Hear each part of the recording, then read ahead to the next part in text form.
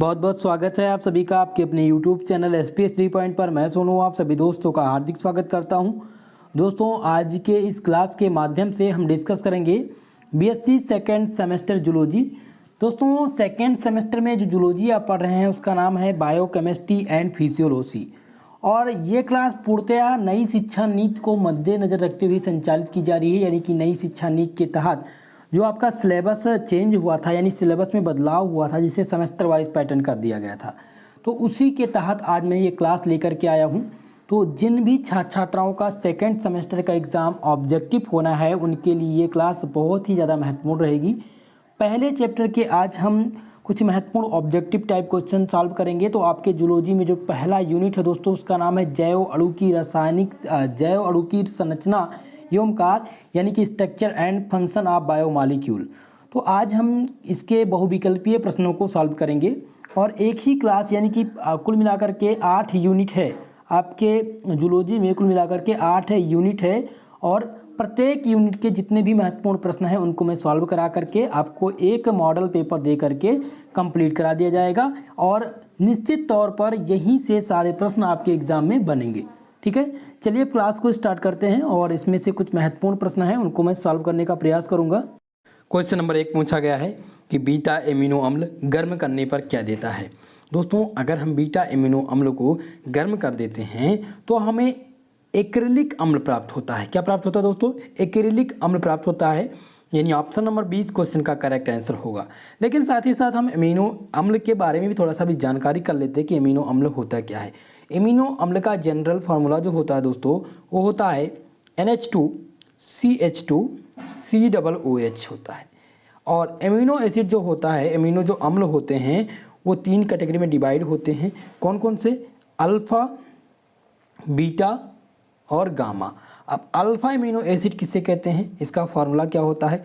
तो alpha amino acid का जो फार्मूला होता है दोस्तों वो होता है NH2CH2COOH होता है। अगर यही बात करें बीटा एमिनो एसिड की तो यहाँ पर आप देखिए जैसे बीटा एमिनो अम्ल पूछा गया है तो बीटा एमिनो अम्ल का जो फार्मूला होगा दोस्तों वो हो जाएगा NH2CH2COOH। ये होता है बीटा एमिनो अम्ल। अब अगर गामा एमिनो अम्ल की बात करें तो गामा में क्या होगा कि यहाँ पर जो CH2 है ये CH2 की संख्या एक और बढ़ जाएगी, यानी 3 हो जाएगा, तो ये गामा एमिनो अम्ल हो जाएगा। ठीक है, चलिए आगे हम प्रश्न को सॉल्व करते हैं। अगला देखिए प्रश्न पूछा गया क्वेश्चन नंबर 3 है कि on the reaction with which of the following reagent glycine from the glyconic acid, यानी कि ग्लाइसिन से ग्लाइकोनिक अम्ल निम्न में से किस अभिकर्मक की क्रिया द्वारा बनता है। आपको बताना है कि ये 4 ऑप्शन दिए गए, इनमें से कौन से रेजेंट के साथ, कौन से अभिकर्मक के साथ हम ग्लाइसिन का रिएक्शन करा दें जिससे हमें ग्लाइकोनिक अम्ल प्राप्त हो जाए। आपका ऑप्शन दिया गया है दोस्तों, ऑप्शन ए दिया गया है मेथिल आयोडाइड, बी है मेथिल एसिटिल क्लोराइड और ऑप्शन सी है नाइट्रस अम्ल, ऑप्शन डी दिया गया नाइट्रिक अम्ल।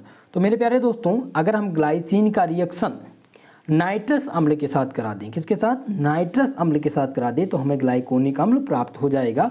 इसीलिए जो इसका करेक्ट आंसर हो जाएगा ऑप्शन नंबर सी हो जाएगा, नाइट्रस एसिड। ठीक है, चलिए क्वेश्चन नंबर 5 पर ध्यान देंगे। क्वेश्चन नंबर 5 पूछा गया है कि the molecular formula of the hippuric acid, hippuric acid का अणुसूत्र क्या होता है। तो ऑप्शन ए दिया गया है C9H9NO3, ऑप्शन डी दिया गया दोस्तों H10H11NO3 और ऑप्शन नंबर सी है C3H8NO3 और ऑप्शन डी दिया गया है NC10H10NO3। तो जो हिप्योरिक अम्ल का फॉर्मूला होता है, अणुसूत्र होता है दोस्तों, वो क्या होता है? वो सूत्र होता है C9H9NO3। ये किसका फार्मूला होता है? ये हिप्योरिक अम्ल का फार्मूला होता है, इसलिए ऑप्शन नंबर ए इस क्वेश्चन का करेक्ट आंसर हो जाएगा। चलिए आगे बढ़ते हैं क्वेश्चन नंबर 7 की तरफ। क्वेश्चन नंबर 7 पूछा गया है कि amino acid is the structure unit of which of the following, यानी कि इनमें से पूछा गया कि निम्नलिखित में से किसकी संरचना एक इकाई एमिनो अम्ल है। ठीक है, ऑप्शन ए है कार्बोहाइड्रेट, तो कार्बोहाइड्रेट तो से संबंधित है नहीं। ठीक है, ऑप्शन बी दिया गया वसा भी इससे संबंधित नहीं है और डी दिया गया विटामिन भी नहीं है। लेकिन प्रोटीन में प्रोटीन में एमिनो एसिड का एक अणु होता है, यानी ऑप्शन नंबर सी इस क्वेश्चन का करेक्ट आंसर हो जाएगा। यानी कि amino acid is the structure unit of each of the following.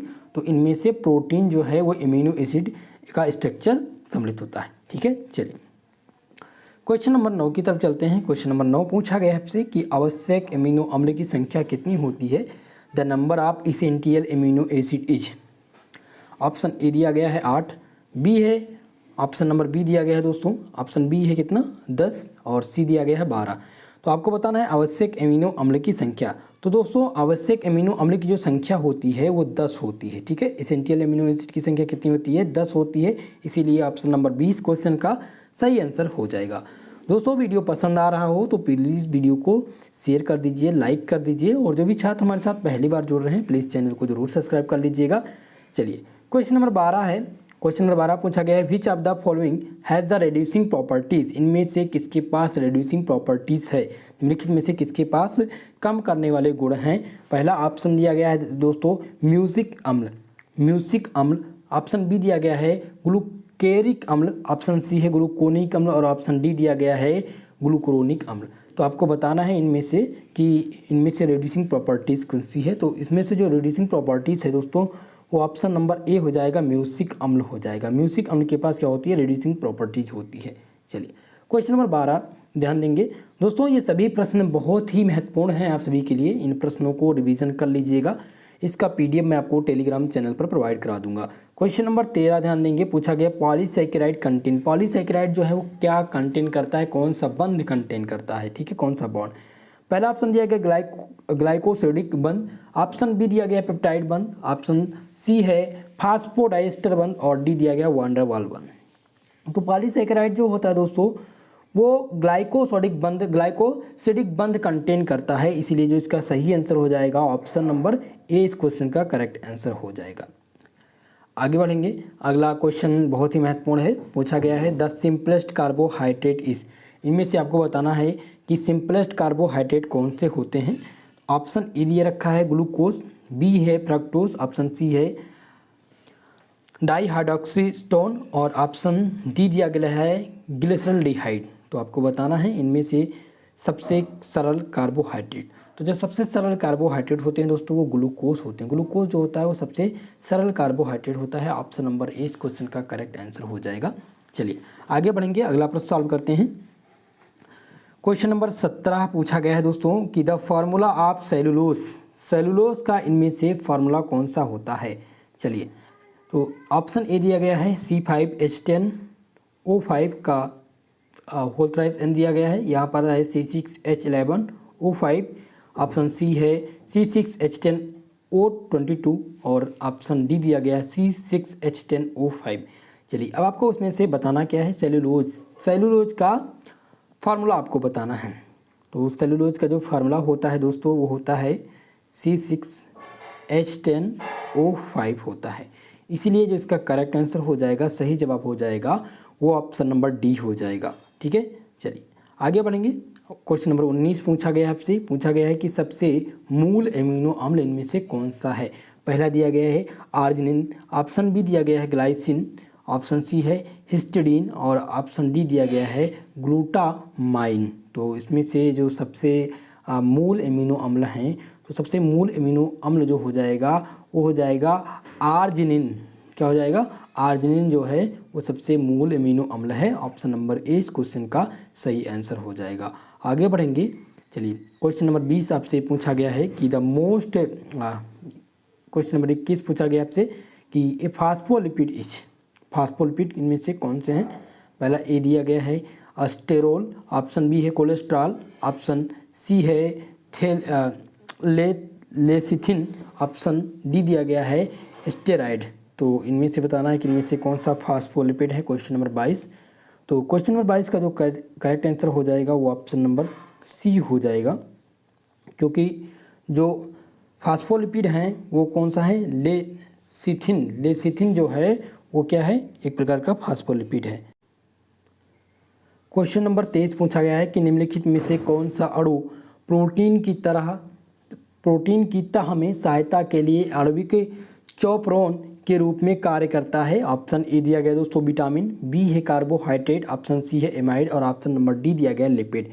तो आपको इनमें से बताना है कि इनमें से कौन सा जो अणु है वो प्रोटीन की तरह प्रोटीन की तह में सहायता के लिए जो आणविक चौपरान के रूप में कार्य करता है। तो इसका जो सही आंसर हो जाएगा वो ऑप्शन नंबर डी हो जाएगा लिपिड। लिपिड जो होता है वो प्रोटीन की तरह तह में सहायता के लिए जो आणविक चौपरान है उनके रूप में कार्य करता है। आगे बढ़ेंगे, क्वेश्चन नंबर 25 ध्यान देंगे, पूछा गया है PUFA का अर्थ क्या है? तो PUFA का जो पूर्ण रूप होता है दोस्तों वो क्या होता है? तो PUFA का जो पूर्ण रूप है वो हो जाएगा पॉली अनसैचुरेटेड वसीय अम्ल हो जाएगा। पॉली अनसैचुरेटेड वसीय अम्ल हो जाएगा, यानी कि ऑप्शन नंबर डी इस क्वेश्चन का करेक्ट आंसर होगा। इसको ध्यान रखेंगे, ये प्रश्न आपसे रिपीट किया जा सकता है क्योंकि फुल फॉर्म पूछा जाता है आपसे। ठीक है, चलिए आगे बढ़ेंगे। अगला प्रश्न है क्वेश्चन नंबर 27 है कि यहाँ पर दिया गया फिल इन द ब्लैंक दिया गया है कि इससे कम वाली श्रृंखला पेप्टाइड कहा जाती है। इनमें से पूछा गया है कि 10 एमिनो अम्ल से कम वाली श्रृंखला को पेप्टाइड कहा जाता है, या 30 एमिनो अम्ल की श्रृंखला से कम श्रृंखला को पेप्टाइड कहा जाता है, या 50 या 70। तो इसका जो सही आंसर हो जाएगा वो ऑप्शन नंबर डी हो जाएगा दोस्तों, यानी कि 70 से कम वाली श्रृंखलाओं को क्या कहा जाता है? पेप्टाइड कहा जाता है। ऑप्शन डी इस क्वेश्चन का करेक्ट आंसर होगा। क्वेश्चन नंबर 29 है कि the monomer unit of protein, protein की मोनोमर इकाई क्या होती है? ऑप्शन ए दिया गया दोस्तों हाइड्रोक्लोरिक अम्ल, ऑप्शन बी दिया गया न्यूक्लिक अम्ल, ऑप्शन सी है एमिनो अम्ल और ऑप्शन डी दिया गया एसिटिक अम्ल। तो प्रोटीन की जो मोनोमर इकाई होती है वो क्या होती है? तो प्रोटीन की जो मोनोमर इकाई होती है प्यारे मित्रों वो होती है एमिनो अम्ल। एमिनो अम्ल जो होता है वो प्रोटीन की एक मोनोमर इकाई होती है, आप लोग ध्यान रखेंगे। ठीक है, तो right answer option number C हो जाएगा। क्वेश्चन नंबर 31 है कि एक कोशिका में सूक्ष्म अणुओं की संख्या लगभग कितनी होती है? The number of micromolecule in the cell approximately. ठीक है, तो आपसे पूछा गया है कि क्या पूछा गया है? एक कोशिका में जो सूक्ष्म अणु होते हैं उनकी संख्या लगभग कितनी होनी चाहिए? तो ऑप्शन ए दिया गया 50 से 100, ऑप्शन बी दिया गया है 100 से 200, सी है 200 से 300 के बीच, या 500 से 600 के बीच। इसका जो करेक्ट आंसर हो जाएगा वो ऑप्शन बी होगा, क्योंकि एक कोशिका में सूक्ष्म अणुओं की संख्या जो होगी वो लगभग 100 से 200 के लगभग होगी, इसलिए ऑप्शन नंबर 20 क्वेश्चन का सही जवाब होगा। चलिए आगे बढ़ेंगे और क्वेश्चन नंबर 33 पूछा गया है दोस्तों। क्वेश्चन नंबर 33 है कि अधि अणु का उदाहरण है, अधि अणु का उदाहरण है and the example of super molecule is. ठीक है, सुपर मॉलिक्यूल ऑप्शन ए दिया गया वसीय अम्ल, ऑप्शन है क्रोमोसोम, सी है डीएनए और ऑप्शन डी दिया गया प्रोटीन। तो अधि अणु का जो उदाहरण होता है दोस्तों, अधि अणु का जो अणु का जो उदाहरण है वो क्रोमोसोम। क्रोमोसोम जो होता है वो क्या होता है? एक प्रकार के अणु का उदाहरण होता है, इसीलिए इस क्वेश्चन का जो सही जवाब हो जाएगा वो ऑप्शन नंबर बी हो जाएगा। कार्बोहाइड्रेट का सामान्य सूत्र यहाँ पर पूछा गया है। कार्बोहाइड्रेट का जो जनरल फार्मूला होता है वो क्या होता है? ऑप्शन ए दिया गया है CnH3O, ऑप्शन बी है C12H2O, ऑप्शन सी है CH2O और ऑप्शन डी दिया गया है CnH2ON। अब इसमें से कार्बोहाइड्रेट का जो जनरल फार्मूला होता है वो क्या होता है दोस्तों? तो जो जनरल फार्मूला होता है दोस्तों वो होता है CnH2ON होता है। ठीक है, इसलिए जो करेक्ट आंसर हो जाएगा वो ऑप्शन नंबर डी हो जाएगा। आगे बढ़ेंगे, क्वेश्चन नंबर 37 पूछा गया आपसे कि प्रोटीन की सबसे सामान्य माध्यमिक संरचना होती है। तो ऑप्शन ए दिया गया है अल्फा हेलिक्स और बीटा हेलिक्स संरचना, ऑप्शन बी है कि अल्फा हेलिक्स और बीटा प्लेटेड संरचना, ऑप्शन सी है दाएं और बाएं की ओर मुड़ी संरचना, ऑप्शन सी है गोलाकार और रेशेदार संरचना। तो प्रोटीन की सबसे जो सामान्य माध्यमिक संरचना होती है वो क्या होती है? वो अल्फा हेलिक्स और बीटा प्लीटेड संरचना होती है, इसलिए इसका correct answer option number B हो जाएगा। चलिए आगे बढ़ेंगे, अगले प्रश्न को सॉल्व करते हैं। अगला प्रश्न पूछा गया आपसे कि इनमें से कौन सा मोनोसैकेराइड मानव शरीर में बहुसंख्या में पाया जाता है? ऑप्शन ए दिया गया है डी टाइप, सी है बी दिया गया है एल टाइप, ऑप्शन सी है L D type, option D दिया गया उपरोक्त में से कोई नहीं। ठीक है, तो इसका जो सही आंसर हो जाएगा वो क्या हो जाएगा, यहाँ पर आपसे पूछा गया है कि विच of the following monosaccharide is the majority fibrous in the human body. ठीक है, तो 39 नंबर क्वेश्चन ध्यान देंगे आप सभी लोग। तो इसका जो करेक्ट आंसर हो जाएगा वो ऑप्शन नंबर ए हो जाएगा। मानव शरीर में जो बहुसंख्यक में पाया जाता है, जो मोनोसैकेराइड जो मानव शरीर में बहुसंख्यक में पाया जाता है, वो डी टाइप मोनोसैकेराइड पाया जाता है। ऑप्शन नंबर ए इस क्वेश्चन का सही जवाब होगा। क्वेश्चन नंबर 41 है कि कौन पृथ्वी पर सबसे प्रचुर मात्रा में जैव अणु है? ऑप्शन ए है लिपिड, बी है प्रोटीन, ऑप्शन सी दिया गया है दोस्तों कार्बोहाइड्रेट, और ऑप्शन नंबर डी दिया गया है न्यूक्लिक अम्ल। तो आपको इनमें से बताना है कि इनमें से कौन सा सबसे ज़्यादा प्रचुर मात्रा में कौन सा वो जैव अणु है जो सबसे ज़्यादा प्रचुर मात्रा में पृथ्वी पर पाया जाता है। तो जो सबसे ज़्यादा प्रचुर मात्रा में पाया जाता है वो कार्बोहाइड्रेट पाया जाता है। ऑप्शन नंबर सी इस क्वेश्चन का सही जवाब होगा, कार्बोहाइड्रेट करेक्ट आंसर हो जाएगा। पूछा गया था which of the following is the most abundant molecule of the earth, तो इसका जो करेक्ट आंसर हो जाएगा वो कार्बोहाइड्रेट हो जाएगा। आगे बढ़ेंगे और क्वेश्चन नंबर 43 पूछा गया है कि प्रोटीन की मोनोमर इकाई है, प्रोटीन की मोनोमर इकाई इनमें से कौन सी है? चलिए सभी लोग जल्दी से बता दीजिए। अभी मैंने इस प्रश्न को बताया है। ऑप्शन दिया गया है हाइड्रोक्लोरिक अम्ल, बी है न्यूक्लिक अम्ल, ऑप्शन सी है एमिनो अम्ल, और ऑप्शन डी दिया गया एसिटिक अम्ल। तो अगर प्रोटीन की मोनोमर इकाई पूछी जाए तो एमिनो अम्ल है, और अगर एमिनो अम्ल की मोनोमर इकाई तो वो प्रोटीन हो जाएगी। दोनों एक दूसरे के मोनोमर हैं। प्रोटीन और एमिनो एसिड ये दोनों के क्या हैं? दोनों के मोनोमर हैं, एक दूसरे के क्या हैं? मोनोमर हैं। ऑप्शन नंबर सी इस क्वेश्चन का सही जवाब होगा। अगला प्रश्न पूछा गया है दोस्तों कि the number of micromolecule in the cell in around, यानी कि एक कोशिका में सूक्ष्म अणुओं की संख्या लगभग कितनी होती है? तो एक कोशिका में जो सूक्ष्म अणुओं की संख्या होती है दोस्तों वो लगभग 100 से 200 के बीच में होती है। लेकिन अगर यहाँ पर कोशिका में पूछा जाए तो कोशिका में जो सूक्ष्म अणुओं की संख्या पाई जाएगी वो लगभग 200 से 300 के अराउंड पाई जाएगी, समथिंग पाई जाएगी, 200 से 300 के समथिंग पाई जाएगी। ठीक है, इसीलिए जिसका सही आंसर हो जाएगा वो ऑप्शन नंबर सी हो जाएगा। आगे बढ़ेंगे, अगला प्रश्न सॉल्व करेंगे। अगला प्रश्न है अधि अणु का उदाहरण। तो अधि अणु का जो उदाहरण है वो क्रोमोसोम है। क्रोमोसोम का क्या है? एक प्रकार का अधि अणु है। चलिए आगे बढ़ेंगे। यहाँ पर फिर पूछा गया कार्बोहाइड्रेट का सामान्य फार्मूला। तो कार्बोहाइड्रेट का जो सामान्य फार्मूला होता है वो होता है CnH2n होता है। ठीक है, चलिए क्वेश्चन नंबर 51 पूछा गया आपसे। क्या पूछा गया? प्रोटीन की सबसे सामान्य माध्यमिक संरचना। तो प्रोटीन की जो सबसे सामान्य माध्यमिक संरचना होती है दोस्तों वो होती है अल्फा हेलिक्स और बीटा प्लेटेड संरचना, इसलिए इसका जो सही जवाब हो जाएगा वो ऑप्शन नंबर बी हो जाएगा। क्वेश्चन नंबर 53 दिया गया है कि सेलुलोज का सूत्र बताइए। तो सेलुलोज का इनमें से सेलुलोज का जो फार्मूला होता है दोस्तों वो क्या होता है? C6H10O5 होता है। इस प्रकार से ऑप्शन डी इस क्वेश्चन का करेक्ट आंसर होगा। क्वेश्चन नंबर 55 पूछा गया है कि सबसे मूल एमिनो अम्ल इनमें से कौन से हैं? तो सबसे मूल जो एमिनो अम्ल होते हैं वो क्या होते हैं दोस्तों? वो आर्जिनिन, जो आर्जिनिन है ये सबसे मूल एमिनो एसिड होता है। ऑप्शन ए इस क्वेश्चन का सही जवाब हो जाएगा। चलिए क्वेश्चन नंबर 57 है निम्नलिखित में से कौन सा फास्फोलिपिड है? तो इनमें से फास्फोलिपिड आपको बताना है। ऑप्शन नंबर ए है एस्ट्रोल, ऑप्शन बी है कोलेस्ट्रॉल, ऑप्शन सी है लेसिथिन, और ऑप्शन नंबर डी दिया गया स्टोराइड।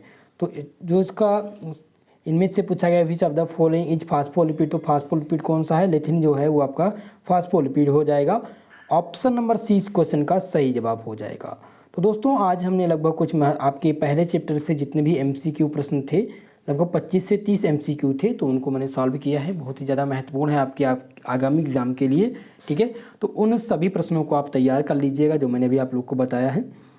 आगे की क्लास जो होगी वो सेकेंड यूनिट के MCQ टाइप क्वेश्चन पर होगी। जो आपके क्वेश्चन में अति महत्वपूर्ण प्रश्न है उनको मैं सॉल्व करने का प्रयास करूँगा।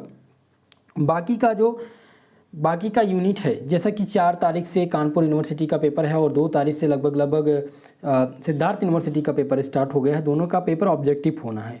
तो मैं जल्द ही जल्द प्रयास करूंगा सबसे पहले मैं आपको 100 क्वेश्चन का एक मॉडल सॉल्व पेपर दे दूं ताकि उससे आपको काफ़ी मदद मिल सके। ठीक है दोस्तों, तो आप लोग कमेंट करके ज़रूर बताइएगा इस क्लास के बारे में कि आपको इस प्रकार की क्लास चाहिए या फिर मॉडल पेपर मैं सॉल्व करा दूँ, या जैसे भी आपकी रिक्वायरमेंट है आप कमेंट बॉक्स में ज़रूर दीजिएगा ताकि आपके कमेंट के आधार पर मैं क्लास ला सकूँ और आप लोग का एग्ज़ाम अच्छा सा, चाहे आपका एग्ज़ाम अच्छे से हो सके, आपको अच्छा मार्क्स मिले। जैसा कि फर्स्ट सेमेस्टर में आप लोगों ने मेरे साथ काफ़ी बच्चे जुड़े हुए थे जो मुझ पर ही डिपेंड थे, तो उनका पेपर बहुत ही अच्छा गया था जो मैंने आपको मॉडल सॉल्व पेपर कराए थे, चाहे वो रिटन पैटर्न के हों चाहे वो ऑब्जेक्टिव पैटर्न के हों। ठीक है, तो इसी प्रकार से मैं सेकंड सेमेस्टर में भी प्रयास में लगा हूँ ताकि आपका सेकंड सेमेस्टर का भी पेपर अच्छा जाए। तो आप सभी लोग कमेंट करके अपनी रिक्वायरमेंट जरूर बताइएगा। आज के लिए बस इतना ही, मिलते हैं अगली क्लास में, तब तक के लिए जय हिंद जय भारत। दोस्तों वीडियो आपको पसंद आया हो तो ज़्यादा से ज़्यादा लोगों में शेयर करिएगा और वीडियो को यार लाइक कर दीजिएगा। जो भी छात्र हमारे साथ पहली बार जुड़ रहे हैं प्लीज़ उनसे निवेदन है मेरा कि आप लोग चैनल को ज़रूर सब्सक्राइब करें।